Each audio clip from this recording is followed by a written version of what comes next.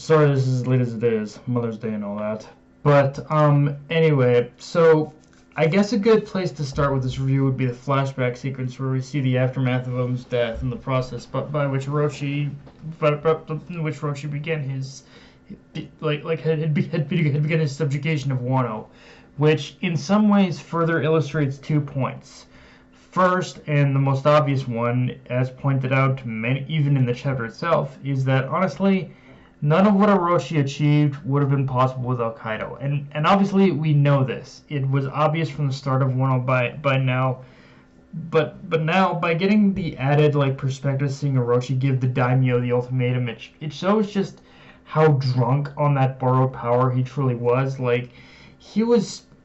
Orochi was so focused on his vengeance, his desire to just, in order to destroy the very land that had scorned him and his family, that I don't think he ever realized that if Kaido wasn't there, he would have already lost. The combined strength of the daimyo, Oden, and Akazeya would have defeated him in that moment had he not allied himself with Kaido. And obviously, I think to some degree he also realized this, but I think he also, again, he just got too drunk on the power, I think, to eventually realize this as well. And but yeah, it is also true that the combined forces of all that would have defeated him in that moment in time had he not allied himself with Kaido. And obviously there are other factors to consider, like the Oniwawa and Shu and all that. But because Orochi had put Kaido as such a focal point of his vengeance, he dismissed any possibility of failure, because it just seemed like an afterthought. But now that we have reached this point, and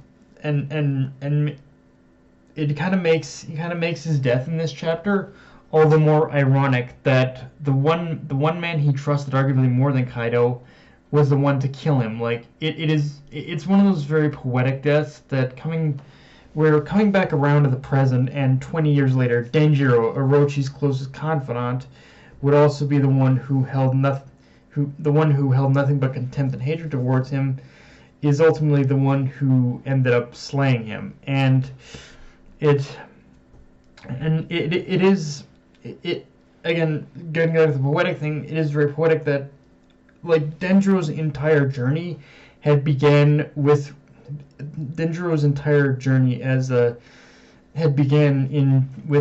wanting to protect Hiyori and the Kozuki, and now it's all come back around to that with slaying Orochi and protecting Hiyori.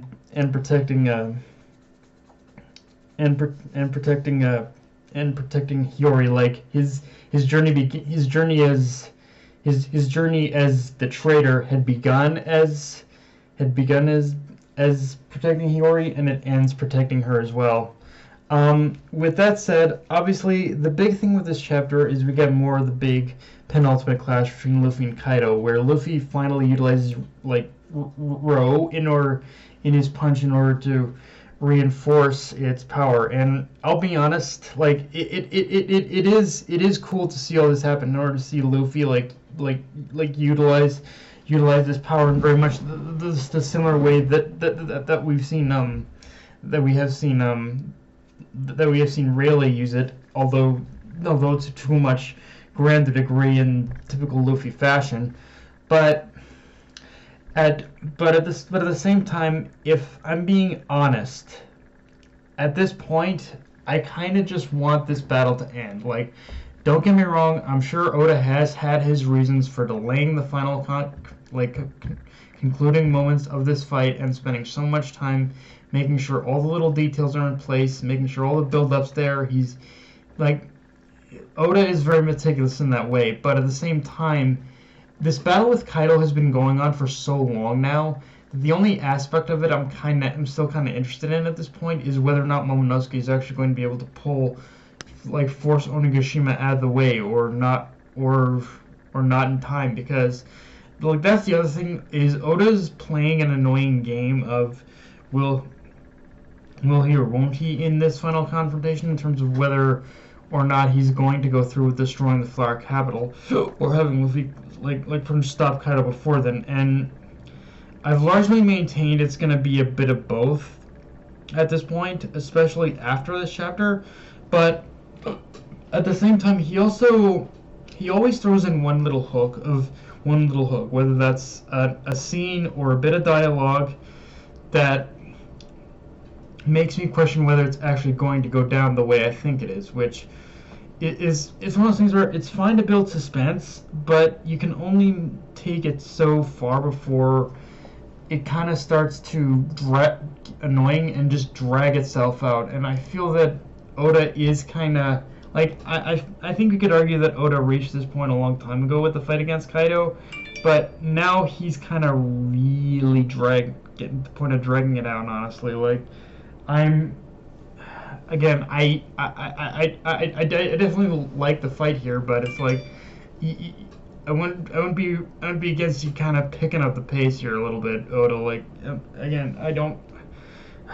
It's weird. I don't hate this chapter, but at the same time, it is just because of the pacing of it that it's starting to get a little bit annoying. Honestly, like it's honestly weird to say, but I know a lot of people give the anime's pacing flack, but honestly, right now the pacing in the manga is getting to be a little bit on par with that of the anime right now. Like, yes, I genuinely said I know what I said, and I'm sticking to it. Like, that's kind of how annoying this is getting. Is that the manga's pacing is kind of getting on to the level of where the anime is or used to be, honestly. But now, with that said, one final thing I want to talk about, and shifting attention back to the flashback, is the moment where we see people cursed with the eternal smile, with the smile of the smile fruits. And obviously it was meant to show Orochi's cruelty and how there is absolutely nothing redeeming about him whatsoever, again, making his death so satisfying.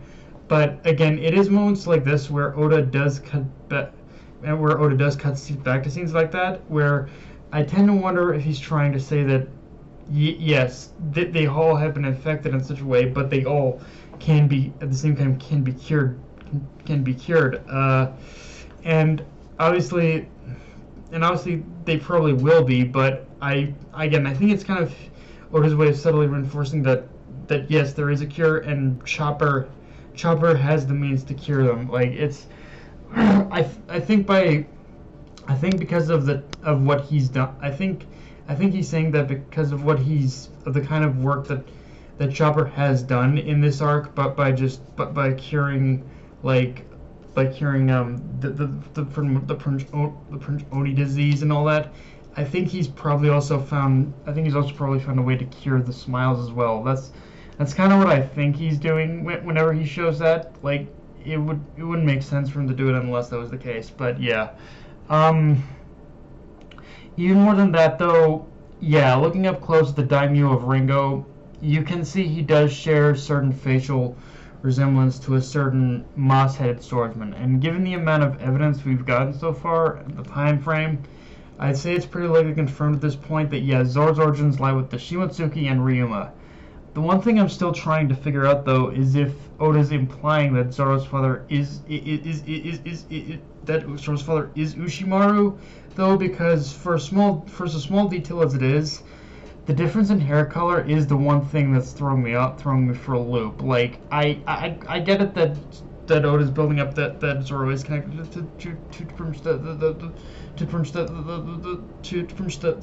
Ryuma and the Shimotsuki clan, but it's like who is his father? That's kind of the one thing I'm kind of questioning right now. That's the only, like, who exactly is Zoro's father? We need kind of confirmation on that. But yeah, guys, that's pretty much all I got for this review. If you enjoyed the video, like, comment, subscribe. Follow me on Twitter and on Crunchyroll. Be sure to hit the notification bell, the subscribe button, and just share the video around, guys. Dark Knight Renee signing off.